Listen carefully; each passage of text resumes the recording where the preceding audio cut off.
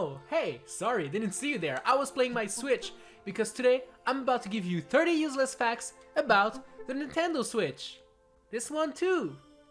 All of them. The Nintendo Switch was codenamed Nintendo NX for quite a while. Apparently, the letters NX meant next generation, as Nintendo truly wanted to create a product that was never seen before. Do you like the little clap intro animation for the Nintendo Switch? You know, the one that plays before every single game trailer? Well, here's an internal logo and boot animation that was used during the development while it was still referred to as the NX. The rumors for the Switch started flowing back in 2014, only 2 years after the Wii U was launched. The console was codenamed Nintendo Fusion and would bridge the gap between Nintendo's home and handheld divisions. Well, to me, this is exactly what the Switch ended up being. Crazy how this leak was technically telling the truth. After 2 years of rumors, fake leaks and reports, Nintendo tweeted on October 19 of 2016 that they were finally ready to showcase the NX. The following day, the video First Look at Nintendo Switch was revealed and the world finally got their first look at this wonderful console. On November 14 of 2016, 5 months before the official release date of the Nintendo Switch, YouTuber Erika surprised the entire internet by showing off a Switch during a live stream, causing literally everyone to go insane. How did he get it so early? Is he going to get in trouble for showing it? Those were all legit questions. But in the end, the Switch Erika showed was actually a 3D printed one. This was all a marketing stunt. Genius! Joy-Con boys for life.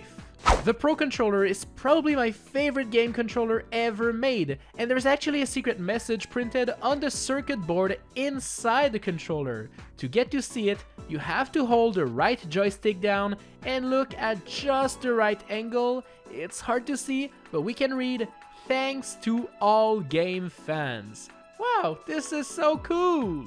Have you lost your Joy-Con? This can happen to the best of us, but thankfully there's a way to look for them right from your Switch. Tap the controller icon, then find controllers, and there you'll see all of the controllers paired to the console. Tap the missing one and it's going to start vibrating, and voila! You found it. This helped me out a couple times, because those Joy-Cons just love to hide inside my couch for some reason. The Nintendo Switch used to have a secret game hidden inside of it. The game was NES Golf, and in order to launch it, you had to set your Switch to July 11th, and you had to hold the Joy-Con and point them outward, exactly like Mr. Satoru Iwata used to do in his Nintendo Direct presentations. July 11 is the date Satoru Iwata passed away, so this was obviously a tribute to him, probably made by a couple developers and engineers. Sadly, this secret was removed in the Switch Update 4.0, but at least this video from Fire Element will always live on to prove that it did exist. Do you enjoy creating custom icons but wish there were more options to choose from? Well, if you're a member of the Nintendo Switch Online subscription service, you can launch the app and exchange your My Nintendo Platinum coins for backgrounds and characters from your favorite games. It's annoying that it's behind a paywall, but the icons are really pretty. When you boot the Switch, you have to push the same button 3 times in order to unlock it. When you do, you hear this sound. But did you know that if you push ZR instead, the sound will be different? And if you push the joystick down, there's yet another sound effect. So useless, and yet so cool! The Nintendo Switch is compatible with a bunch of USB accessories, including a keyboard. You cannot actually use it to play your games, but you can still use it to write down text instead of having to use the controller, which is pretty helpful. Have you noticed that when you plug in a Joy-Con, the little animation that shows you connected them is of the same color as the Joy-Con you plugged in? In fact, the Switch can actually know the color of your Joy-Con all the time, and some games even use this feature, such as 1-2 Switch or even the latest Pokemon Scarlet Violet game. this does nothing, but I really like it nonetheless. This icon tells you how much battery you have left before the switch will turn off. But don't you wish there was a way to tell exactly how much percentage of battery is left? Well, hold down the home button and then push ZL and ZR together, and there you go. Wait, you're looking for a more permanent solution? Well, go to Settings, System, Console Battery Percent, and turn this option on. There you go, battery percentage forever. Do you miss the web browser that was present on the Nintendo 3DS or even the Wii U? Well, if you do, I'm happy to report that there is actually a way to use a browser on your Switch. It's a bit tricky and involves you going to your network settings and changing your DNS settings, but if done correctly, you'll be connected to SwitchBrew DNS and will be able to visit any website you want. I'm not sure if Nintendo is really happy about that one though, so be careful. A Nintendo Ninja might knock at your door. Playing the Switch in handheld mode in your bed late at night is a vibe, especially since Nintendo now supports Bluetooth earbuds. Before September of 2021, you had to buy a USB peripheral to do that, but it's no longer required.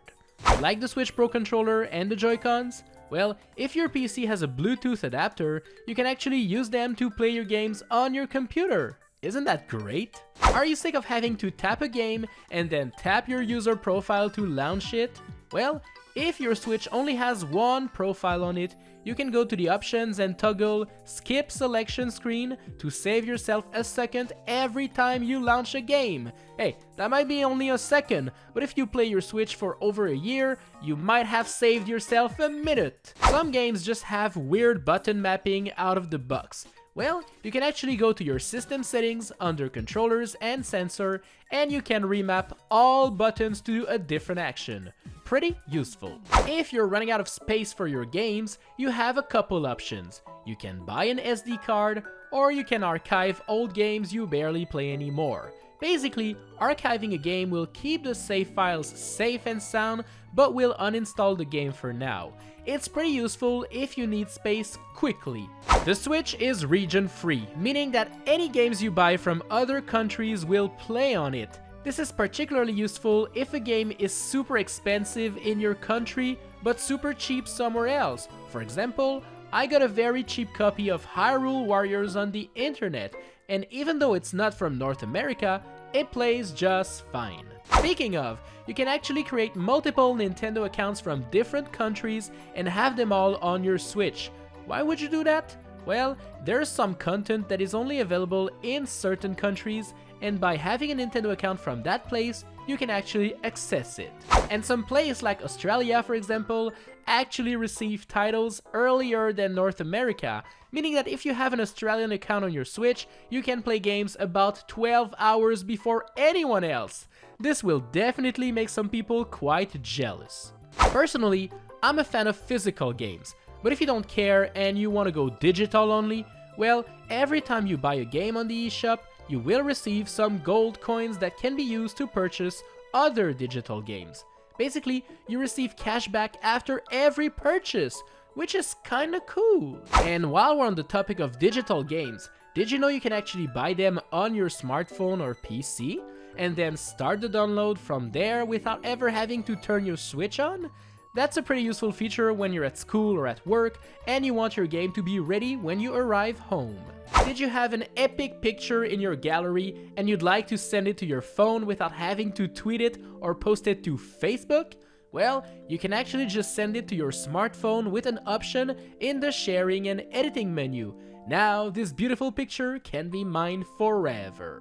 You may have noticed that during my streams, I sometimes zoom in during gameplay to show funny moments. Well, this is actually an option that can be turned on in the settings. Once you do, every time you double tap the home button, you'll be able to zoom in and out to focus on funny things. As of March 2022, you can now create folders to better organize your Switch games.